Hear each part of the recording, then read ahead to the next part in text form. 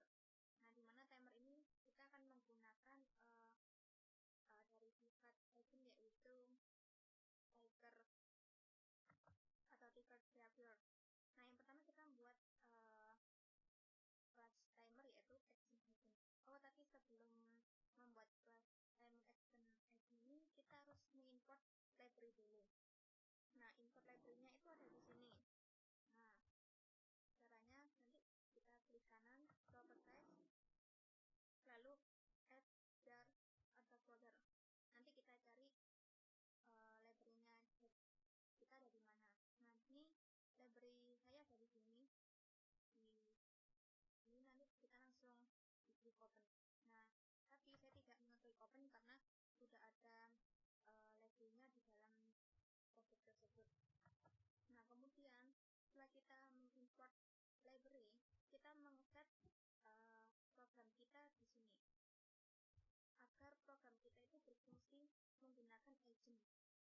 Nah, caranya di sini customization. Nah, konfigurasinya harus kita isi dengan head karena kita menggunakan item head, dan kemudian main class-nya head.read. Kemudian argumennya script GUI, script host, kemudian ini adalah IP address-nya localhost, yaitu 127.0.0.1, script port, kemudian 10.020.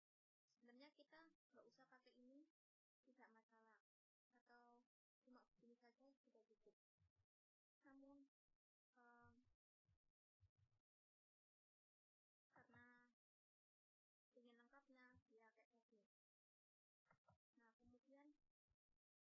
kita membuat class timer, yaitu extend agent.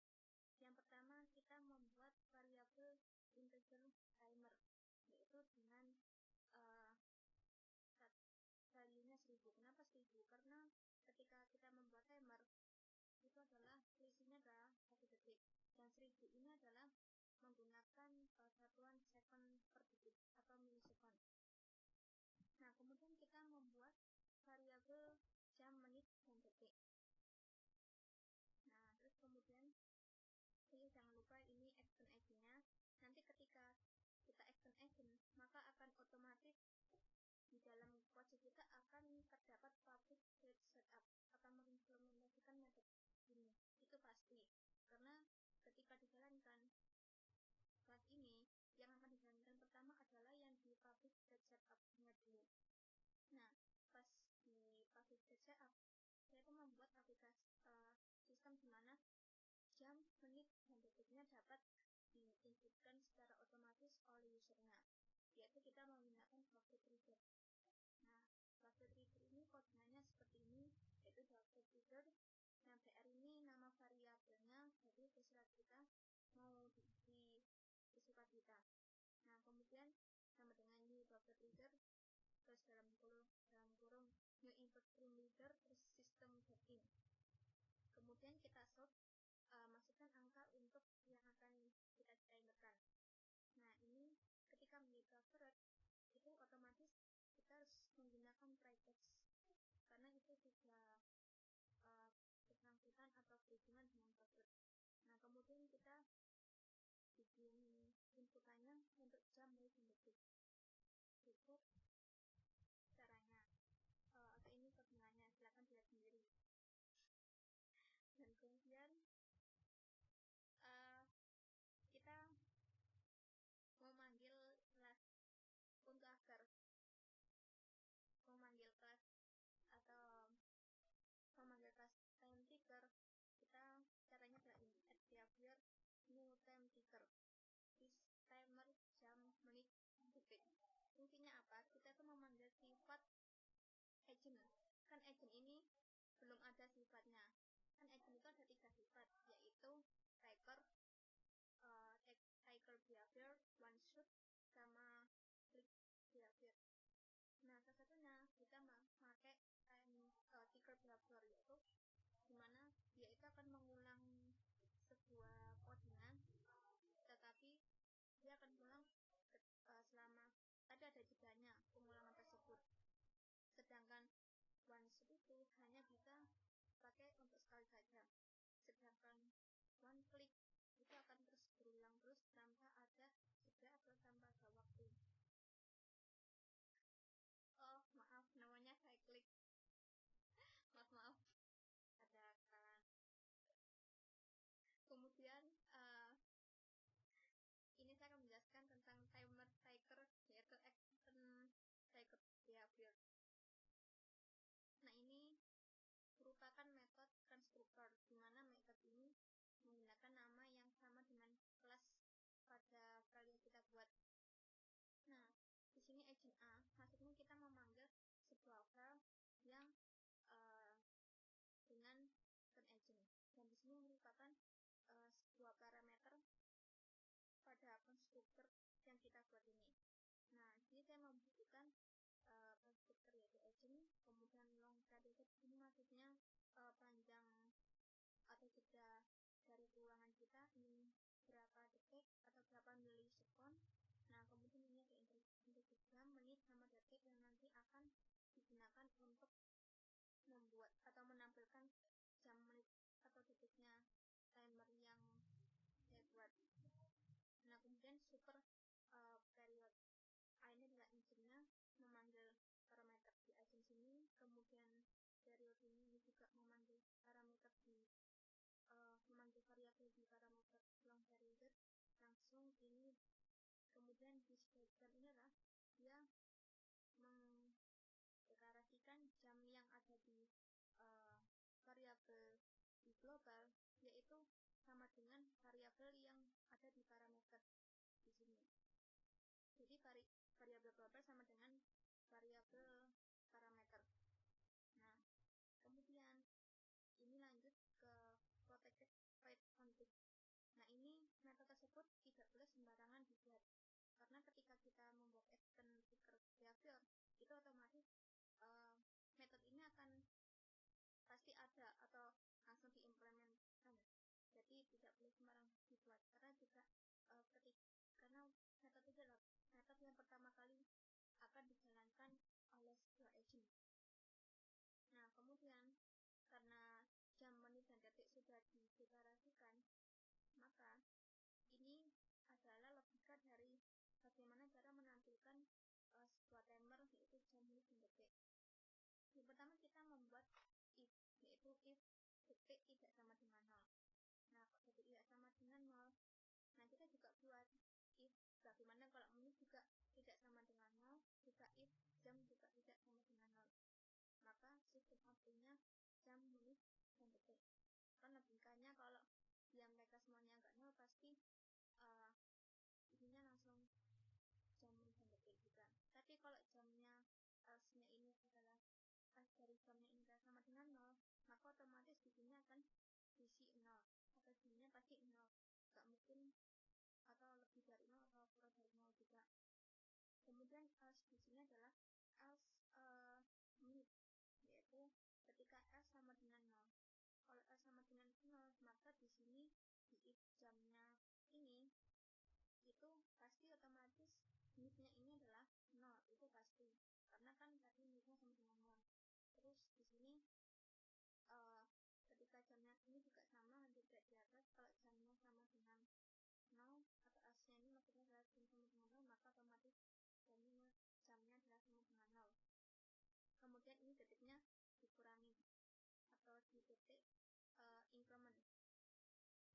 Nah, maksudnya ini kenapa harus dikurangi? Karena ketika dia sudah di short ini, maka detik harus dikurangi agar seperti timer itu harus berkurang detiknya. Terus ini ketika as if detik sama dengan 0, ini juga sama sebenarnya, codingannya sama kayak ke atas, cuma ini bedanya begini, ini menitnya dikurangi 0. Kenapa kok menitnya dikurangi 0? Karena logikanya ketika detiknya itu sama dengan 0, itu kan otomatis menitnya juga akan mulai berkurang. Jadi otomatis di sini harus ditambahi menit min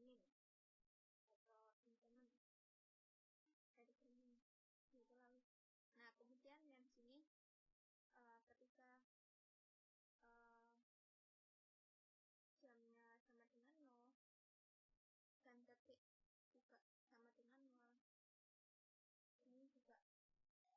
menitnya dilanjutkan, terus ini juga menitnya juga dikurangi.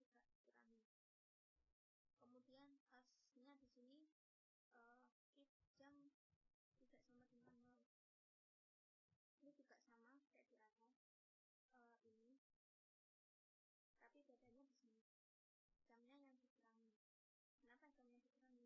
Kan logikanya kalau menit sama detik itu sama dengan 0, itu pasti jamnya akan berkurang. Dan ketika jam, menit, sama detiknya 0 semua, maka di timer sudah selesai. Atau agent bebas, itu maksudnya aplikasi atau perulangan tersebut tidak akan berulang lagi. Di sini Mitimasnya ini maksudnya kan ketika menitnya sama dengan 0, otomatis kan kalau menitnya sama dengan 0 kan pergantian jamnya berkurang, otomatis menitnya akan berganti ke 59. Jadi saya set langsung 59. Dan begitunya juga detik, kalau sudah detiknya 00 kan dari 00 ke 60, terus langsung dikurangi detiknya ini, atau disini 59 juga sebenarnya bisa ditambahkan. Nah, lalu akan saya praktekkan bagaimana alur atau dalam program ini. Yang pertama kan klik kanan, run. Nah, kita tunggu dulu sebentar.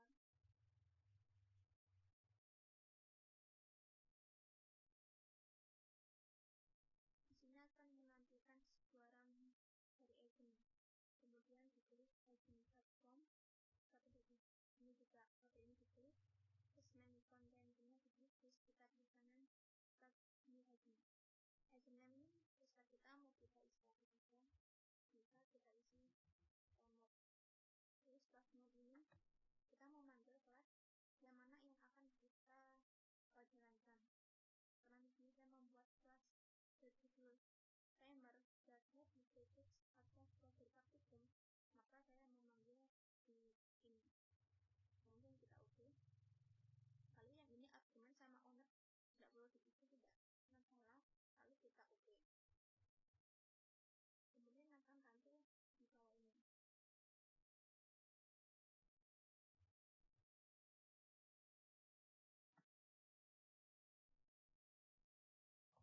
Lalu kita isi jamnya, karena kita isi jamnya 0, menitnya 0. Lalu detiknya misalnya kita isi detik.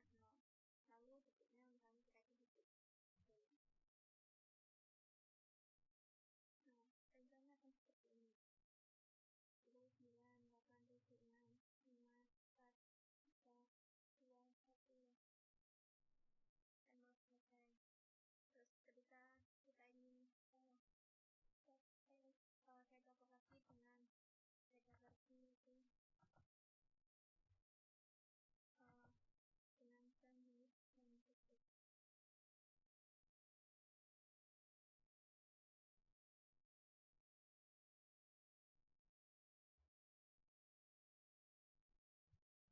ini muncul jendela summary agent.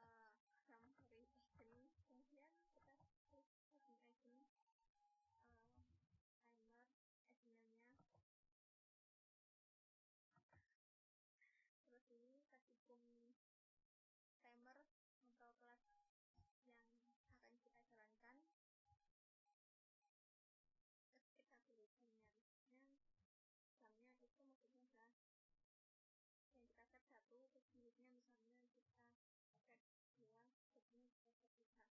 Maka timer akan mulai dari 1 jam 2 menit, lebih 2 menit, lebih detik. Dan dia akan berjalan selama 1 jam.